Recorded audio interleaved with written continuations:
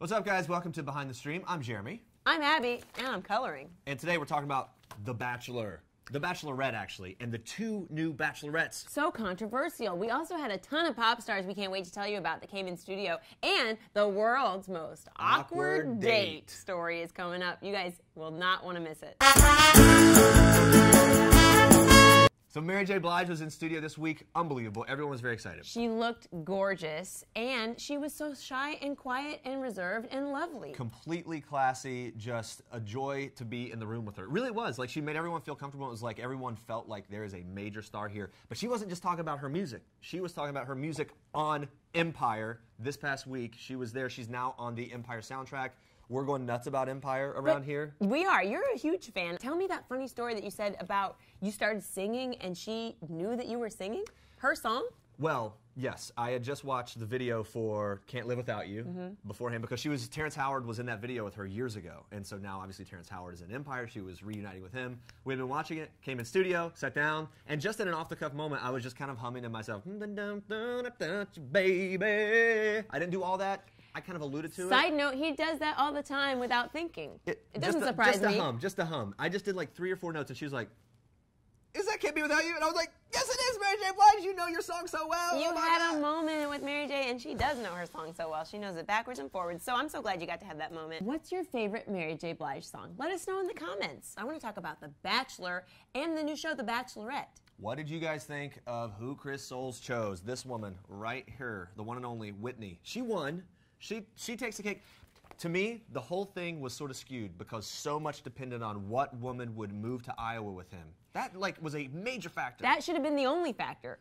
If any of you will move to Iowa with this man, one woman raises her hand, show's over. Day one, she secretly raised her hand, so he knew. He had his eye on her the whole time. But they make a lovely couple. They both want kids. I can't wait to see their kids. Gorgeous. I think it's a good match, but the big story that came out of it was this whole thing with the next season of The Bachelorette. There are 2 Bachelorettes. It is Britt and Caitlyn are going to be the 2 Bachelorettes. I'm all for changes in show format. I think it's fun and exciting, but this change seems a little backwards to me. It's kind of weird. You're pitting 2 women against each other. You're letting men decide who should win. What is this, The Bachelor all over again?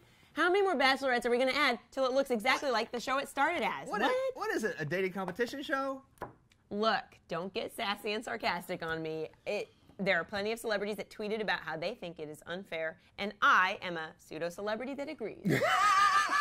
And here's the thing. We don't fully know how it's going to play out, but we do know, or we believe, that in the first episode, the men of The Bachelorette will choose which of the women will be the ultimate Bachelorette. So we'll see how that all plays out, and that's going to depend a lot on what they think of the women based on what they saw during this past season.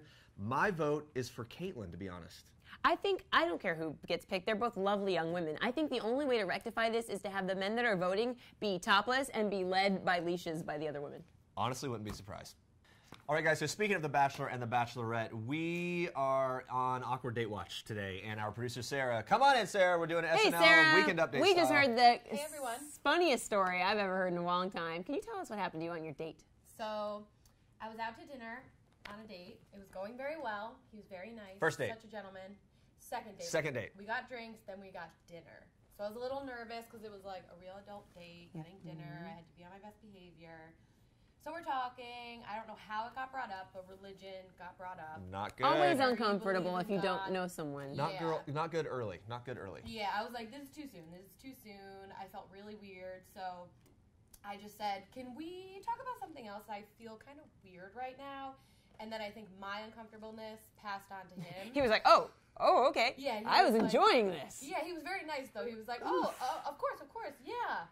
And then it was that awkward silence. The air got sucked out of the room. And then we both at the same time picked up our wine glasses No. to take a sip, and I was like, oh my God. So sometimes when I'm nervous, I just tend to blurt things out. I don't even think first. So I was like, I have to break the silence and be funny or something. So I just went, I know. What are your thoughts on abortion? And just to be funny, buddy. Just to be funny. It's a good joke. Controversial topic number 2, haha. And he just went, what?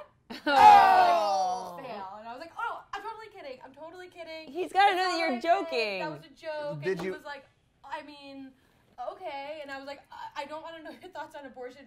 Never mind. It's like the real life Bachelor. Yes. Only in some ways worse because there's not even TV cameras to sort of make up for it. Nope. Yeah. I was, like, looking No around, compensation. I was like, the people next to us must be like, who is this girl? Why was she just talking about religion? And she said abortion twice at dinner. They're drinking their wine like.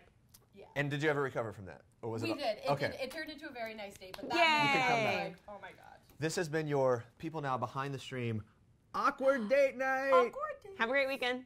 Thanks for joining us and coloring with us today. Have a great weekend.